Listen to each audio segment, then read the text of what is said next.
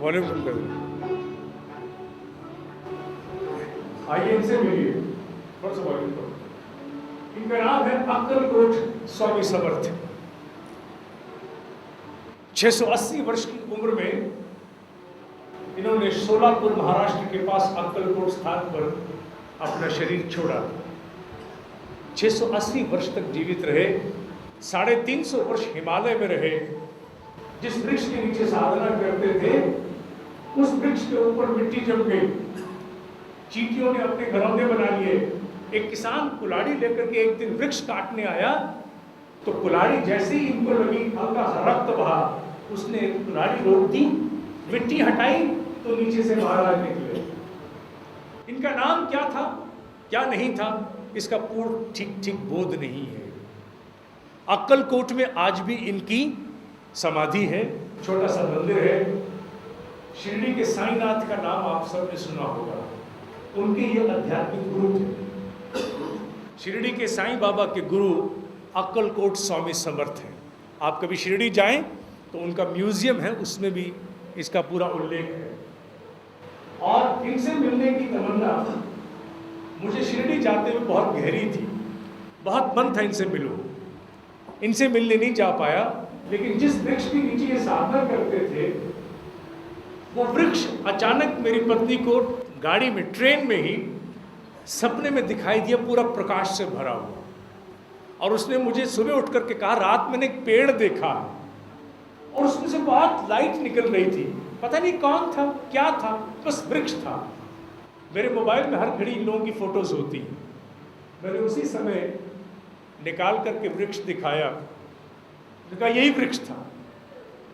मैंने कहा ये अक्कलकोट के स्वामी समर्थ है, मैं कई दिनों से इनको बहुत याद कर रहा हूँ और ये वृक्ष रूप में आए हैं। इसका मतलब हम अक्कलकोट जाएंगे। हम लोग 4 दिन शिरडी रहे, अक्कलकोट नहीं जा पाए।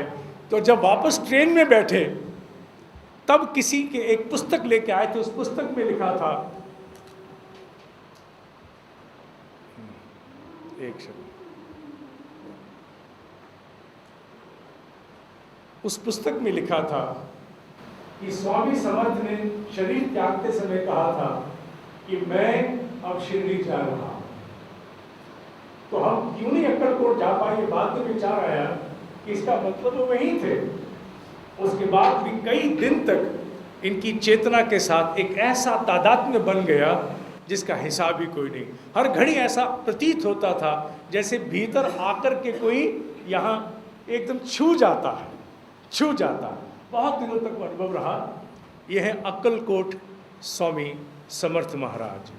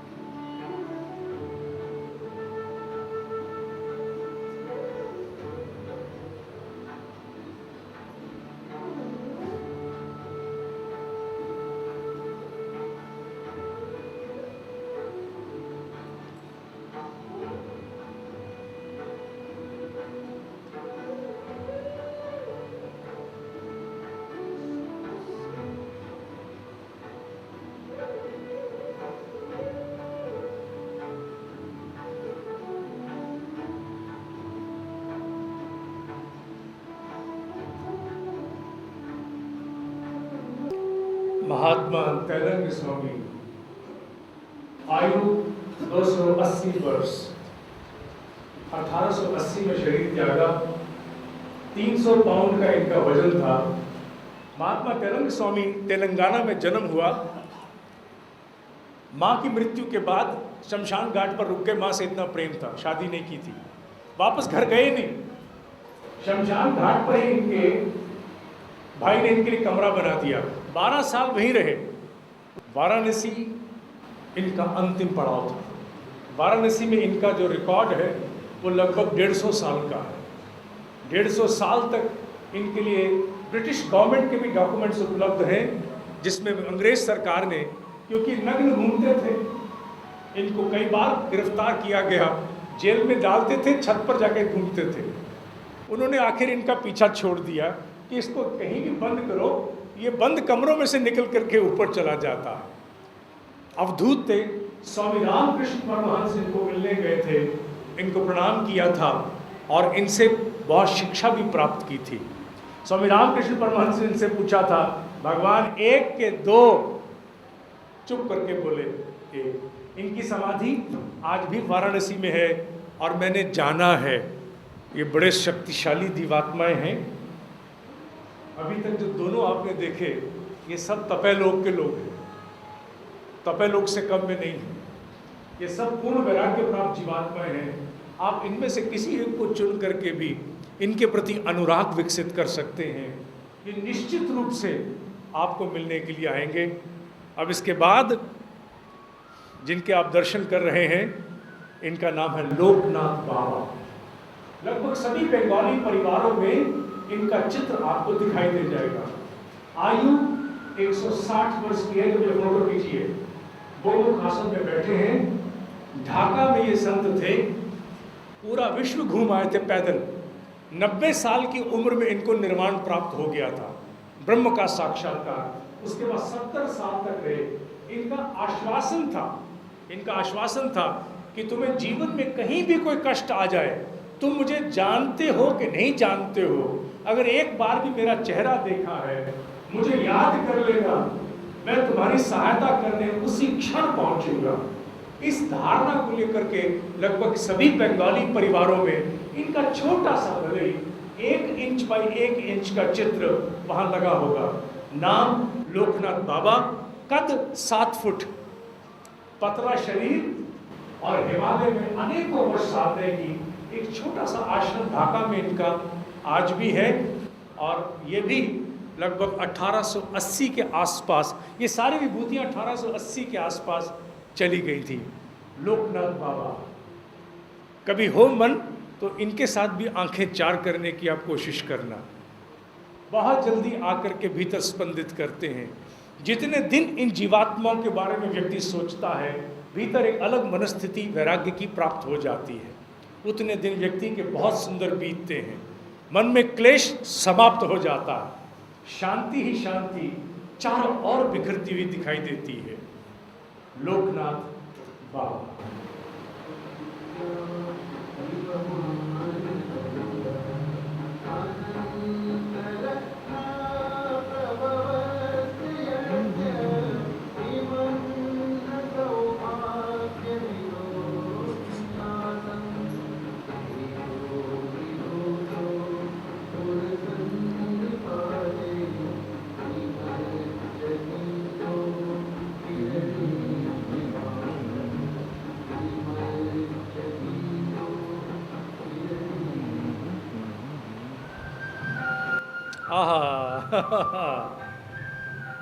कद 6 फुट 4-5 इंच, चित्र 1875 का लिया हुआ है।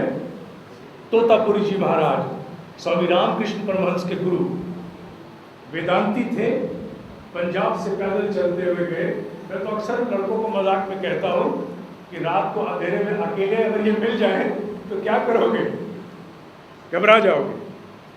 बहुत परम तपस्वी और बहुत ऊंचे लोक के प्राणी स्वामी तोतापुरी जी महाराज।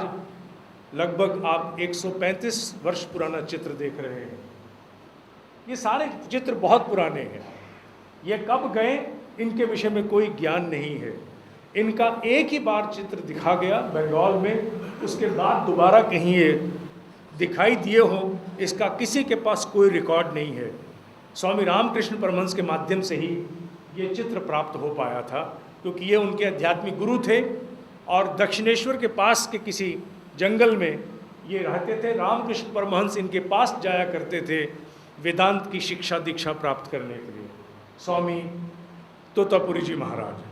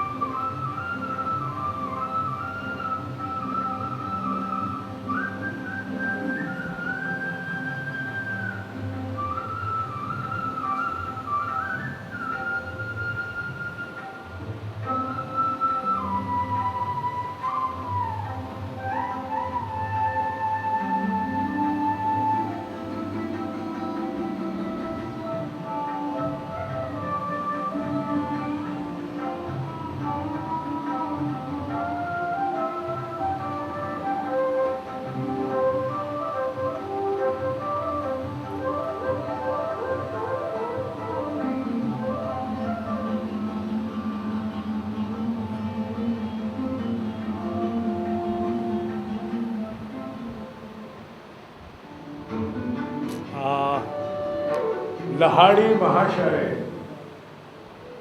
ये भी 1880 के आसपास का चित्र है। इनके विषय में बहुत लोग जानते हैं। ऑटोबायोग्राफी ऑफ अ योगी जिन्होंने लिखी, उनके दादा गुरु रेलवे में एम्प्लॉय थे और जन्मों जन्मों के साधक थे, सदग्रस्त थे। इनके विषय में मैंने पहले भी कहा, ये इनका एकमात्र चित्र उपलब्ध है जिसमें उन्मनी मुद्रा में बैठे हैं, पद्मासन में स्थित हैं, पत्नी के साथ एक ही कमरे में रहते थे, सोते थे। एक रात पत्नी की नींद खुली, देखा ये छत की और छत तक पहुंच करके बैठे हुए हैं, हवा में लटके हैं। आसपास कुछ प्रकाश के चेहरे दिखाई दिए, दिव्य चेहरे दिखाई दिए। पत्नी डर गई। वो उनका अपनी पत्नी के साथ कमरे में सोने का अंतिम दिन था। उसके बाद पत्नी फर्स्ट फ्लोर, ये ग्राउंड फ्लोर, और पत्नी लास्ट तक इनसे लड़ती रही क्योंकि वो बहुत सामान्य महिला थी, ये बड़े असामान्य थे। उसे समझ नहीं आता था ये असामान्य क्यों है, इसमें असामान्य ऐसा क्यों है, ये अलग क्यों है। वो बेचारी लड़ती रही, लेकिन इसमें दो राय नहीं है कि इनके जाने के बाद इनकी पत्नी की जो गति हुई होगी, पता नहीं किस महान लोक में वो भी इस समय स्थापित होंगी। सारी जिंदगी आर्थिक तंगी का इन्होंने सामना किया, हजारों शिष्य बनाए, और अंतिम समय पर पत्नी ने कहा कि सब कुछ तुमने दुनिया को दे दिया, मेरे लिए क्या छोड़ा। कहने के कल मेरा एक शिष्य आएगा, तो अच्छा मेरे लिए दे जाएगा, तेरे लिए बच्चों का, तेरे बच्चों का भी दे जाएगा। और कहते हैं इनका अगले दिन एक शिष्य आया, इनकी 3 पीढ़ियों के लिए पूरा खर्चा दे गया। महायोगीराज लहाड़ी महाशय।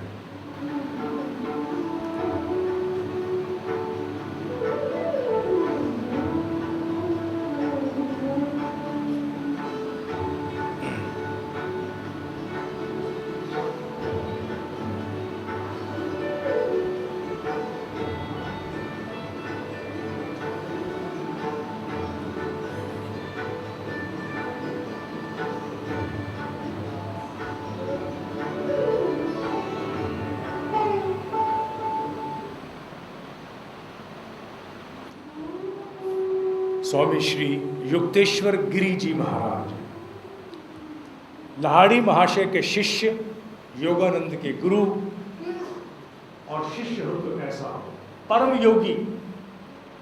ये वो एक व्यक्ति है जिन्होंने आधुनिक काल में इस काल की गणना प्रस्तुत की है, जिसे हम लोगों ने स्वगुरु बोध में भी प्रकाशित किया।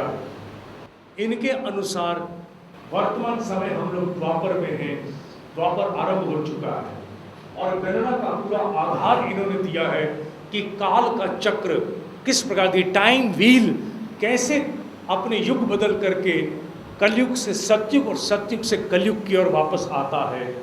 युक्तेश्वर गिरी जी महाराज बाइबल और भारतीय विश्वास आधारों का एक समन्वय इन्होंने प्रस्तुत किया था होली बुक नाम की पुस्तक में।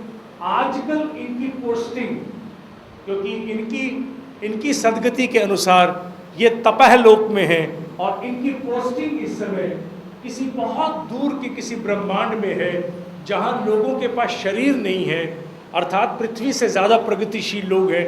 ये वहाँ ट्रेनर का काम कर रहे हैं, वहाँ लोगों को प्रशिक्षण देते हैं किसी ऐसे जगत में, जो इन्होंने अपने जाने के बाद अपने शिष्य को मिलने आए थे, प्रॉबेबली ऑन सम वेकेशन, तो आकर के उसे बता के गए।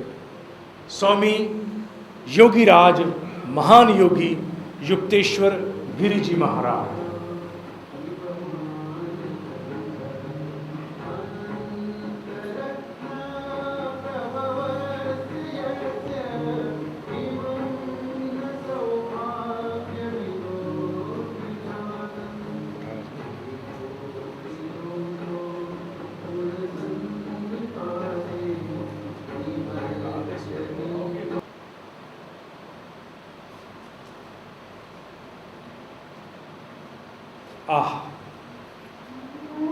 स्वामी विशुद्धानंद जी महाराज।